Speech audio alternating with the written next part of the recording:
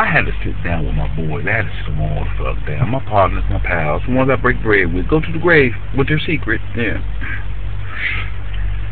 They had, been drinking. And one of the partners, BC, my nigga, my cat, Max, why you go around telling people you a pimp player with a form of sickness?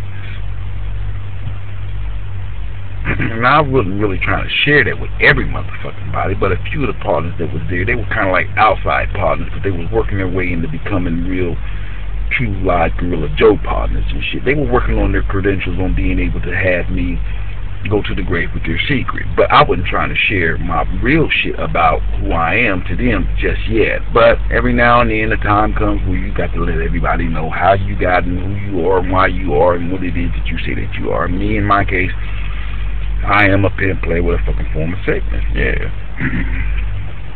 And so one of the other partners that was sitting there, I guess they were in the inauguration section, if you will, waiting to be knighted by one of us to actually bring them into our square, our dominion, our code of ethics and rules, and how we think and see shit. Yeah, heroic niggas.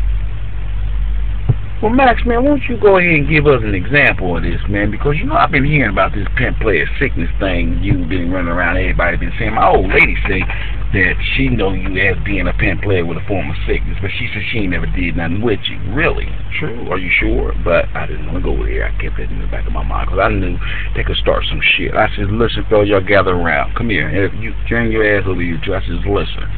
I'm going to give you an example of a pimp player and a motherfucker with a form of sickness. I'm at the club. Yeah. I see a woman that make a man bow his head and go into a prayer mode. It doesn't matter if he's at church or walking down the street or he's just walking in or out of a club. Yeah. I runs into her. Now, when I see her, I takes a brief second, bow my head. Thank you, Jesus. Yeah. And I gets back to what it is that I do and what it is that I'm good at. And that is telling the motherfucker what I can do for them, when I can do it for them, in the way that they want it done for them without them having to tell me how they want it to be done. Yeah. That's part of me being a pimp and a player.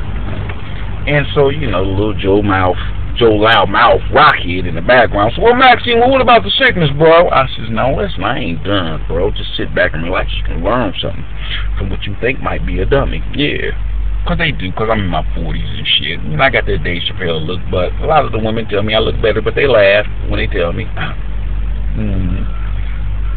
I said, now when I'm up on this motherfucking beautiful woman, yeah, I go straight up into her ear and I tell her, I said, I know you love heat. Well, she said, you don't know me. Yeah, you got to be able to maintain. You got to treat them like a horse. You got to let them walk away, but you got to ease them back. But you got to come up on them, but you can't run up on them because you'll scare them away like a horse and they'll run the fuck off and you ain't going to never be able to catch no horse. And that's the same thing with a beautiful woman. If she runs away, you ain't going to never be able to catch her again. Yeah. Now they learning something. Now they getting quiet. Now my boy Bill sitting back like, take them to school, Max. And that's exactly what I'm going to do. I said, now when I'm in this motherfucking woman's ear, I hit that very, very hard, difficult note, that very difficult part of the song that a lot of motherfuckers have made an attempt to try to sing. Luther Vandross was probably one of the only people that was ever able to remake that motherfucking song and make it a fucking hit. Well, me, on the other hand, I feel in my mind, I believe that I'm about as close as I possibly can to the next motherfucking great motherfucker that ever did it, which is Luther Vandross in my mind. Yeah, you got to be like that when you're a pimp player with a form of sickness. So I hit the note, fellas, in their ear. Would you hit Maxine? This dumb motherfucker, he never heard the song, but he was young and he was up and coming, and he had the potential to be a type of motherfucker. If he robbed the bank and came to my house, I wouldn't reveal where he had or his secret about the money or any of those things. So he was kind of close, and I said, oh, young nigga. So this is what I did, fellas, and they all got quiet. I said,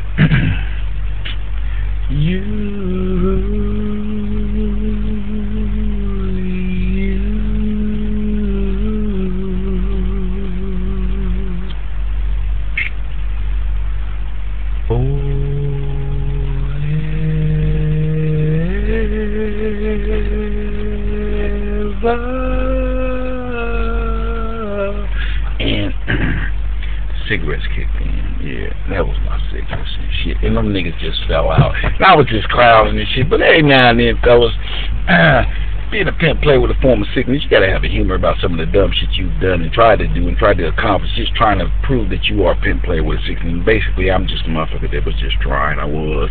And my fellas, we sat back and we drank beer all night long. I wanted to hit the blunt, but I can't smoke the blunt no more. I wanted to. I was shaking like Don Knotts, in the drugstore. Just rolling out just dice, just rolling out. And I kept crapping out, which was a good thing because I didn't hit the blunt. And I made it, and that's the same, but I smoked a cigarette like a Navajo Negro chief.